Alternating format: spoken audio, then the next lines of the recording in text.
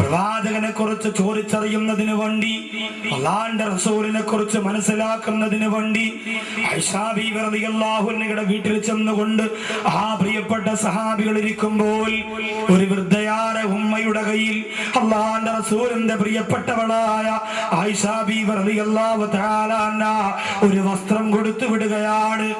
സഹാബികൾ ആ വസ്ത്രം വാങ്ങി നോക്കുകയാണ്. തുന്നിപ്പിടിപ്പിച്ചിരിക്കുന്ന വസ്ത്രമാണ്, തുണികളെ കണ്ടം വെച്ച് തച്ചു വെച്ചിരിക്കുന്ന വസ്ത്രമാണ്.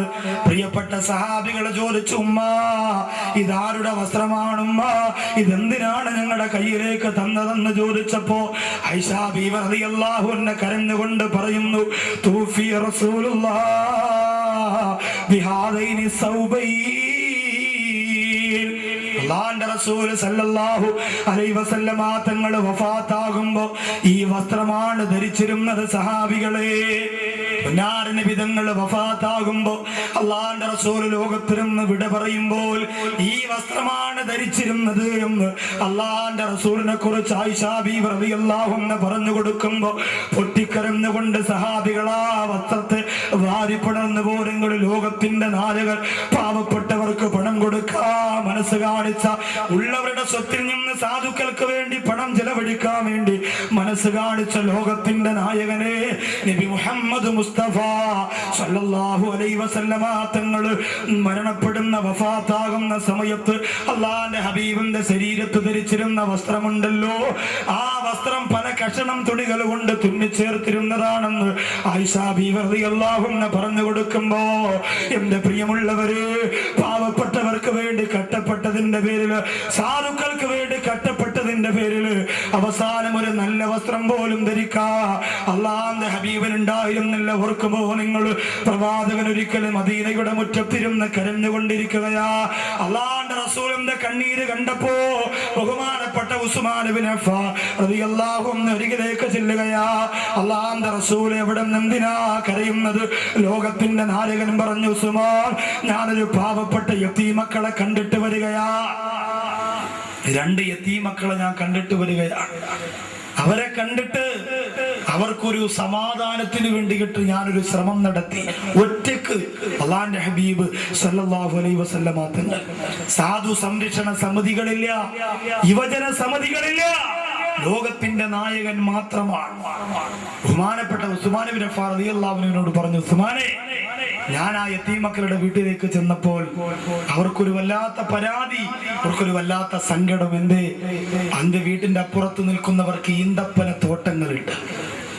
ആ ഈന്തപ്പന തോട്ടത്തിൽ പഴുത്തു നിൽക്കുന്ന കാരക്ക, പഴുത്തു നിൽക്കുന്ന ഈത്തപ്പഴം, അല്ലാഹുവിന്റെ റസൂലേ, ഞങ്ങൾക്ക് ഒന്നുപോലും അയാൾ വിള ഇങ്ങനെ പറിച്ചെടുക്കുമ്പോ തരാറില്ല, ഒന്നുപോലും തരാറില്ല.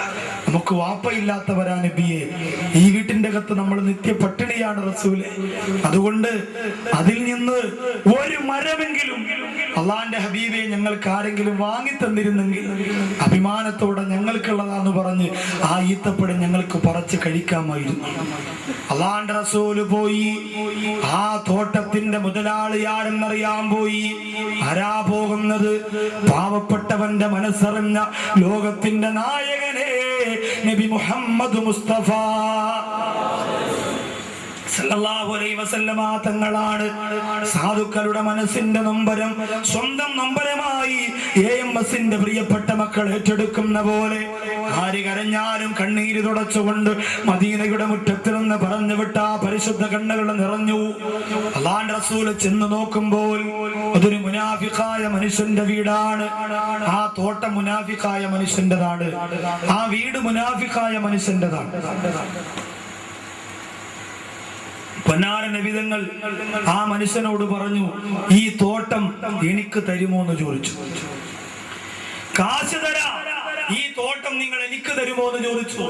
മുനാഫിഖായ മനുഷ്യന്റെ മനസ്സിലായി അല്ലാഹുവിന്റെ റസൂൽ ഇത് വാങ്ങിയിട്ട് പാവപ്പെട്ടവർക്ക് കൊടുക്കാൻ വേണ്ടിയിട്ടാണ് മനസ്സിലായി.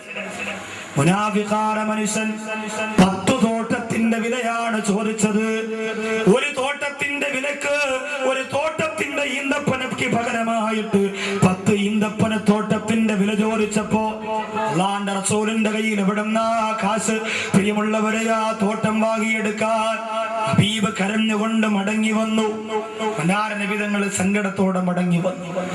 ആ സമയത്ത് ഉസ്മാൻ ഇബ്നു അഫ്ഫാൻ റളിയല്ലാഹു അൻഹു പ്രവാചകന്റെ കണ്ണുനീര് തുടച്ചുകൊണ്ട് പറയുന്നു, നബിയേ, അല്ലാഹുവിന്റെ അനുഗ്രഹം കൊണ്ട് ഈ പാവപ്പെട്ട ഉസ്മാൻ അല്ലാഹു പണം തന്നിട്ടുണ്ടല്ലോ നബിയേ.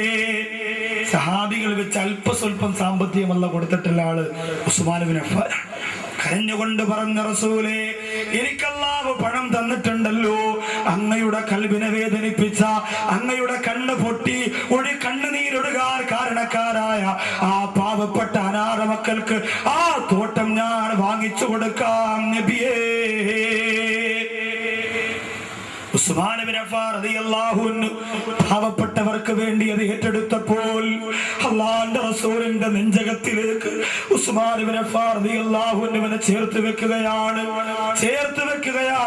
അല്ലാഹുവിന്റെ റസൂൽ സല്ലല്ലാഹു അലൈഹി വസല്ലമ തങ്ങൾ പ്രിയപ്പെട്ട ഉസ്മാനോട് പറഞ്ഞു, ഉസ്മാൻ, നിനക്ക് ആഖിറത്തിൽ അല്ലാഹു പരമോന്നതമായ വിജയം തരാൻ വേണ്ടി കണ്ണുനീരോട് ഈ പ്രവാചകൻ നിനക്ക് വേണ്ടി അല്ലാഹുവിനോട് ആവശ്യപ്പെടുമെന്ന് പറഞ്ഞു പോയെങ്കിൽ എംഎസിന്റെ പരിപാടിക്ക് വന്ന് മുമ്പിൽ ഒരുമിച്ച് കൂടി നിൽക്കുന്ന പ്രിയപ്പെട്ടവരെ, 4 പെൺമക്കളെ കെട്ടിക്കുന്നതിന്, 5 പെൺമക്കളെ കെട്ടിക്കുന്നതിന് 50 ലക്ഷം രൂപയോളം ആവശ്യം വരുന്ന എന്റെ പ്രിയപ്പെട്ട സംഘാടകരുടെ മുന്നിൽ ഇരുന്നുകൊണ്ട്, ഈ നിറഞ്ഞ മജ്‌ലിസിൽ ഇരുന്നുകൊണ്ട് ഞാൻ ചോദിക്കുകയാ, ഒരു മടിയും കൂടാതെ, ഒന്നാലോചിക്കാൻ പോലും മനസ്സ് വെക്കാറ്, അല്ലാഹു തന്നതല്ലേ, അല്ലാഹു തന്ന സമ്പത്തല്ലേ, അല്ലാഹു ഒരുക്കി തന്നതല്ലേ, ആ പടച്ചവന് തിരിച്ചെടുക്കാനുള്ള കഴിവുണ്ടെന്ന് മനസ്സിലാക്കി RCC മനസ്സിന്റെ അകത്ത് കണ്ടുകൊണ്ട് തിരുവനന്തപുരം ജില്ലയുടെ കല്ലറക്കെടുത്ത് പാകിസ്ഥാൻ മുക്കിൽ 16 വയസ്സ് മാത്രമുള്ള 60 ദിവസത്തിനകത്ത് മരിച്ചു പോകുമെന്ന് ഡോക്ടർമാര് പറഞ്ഞ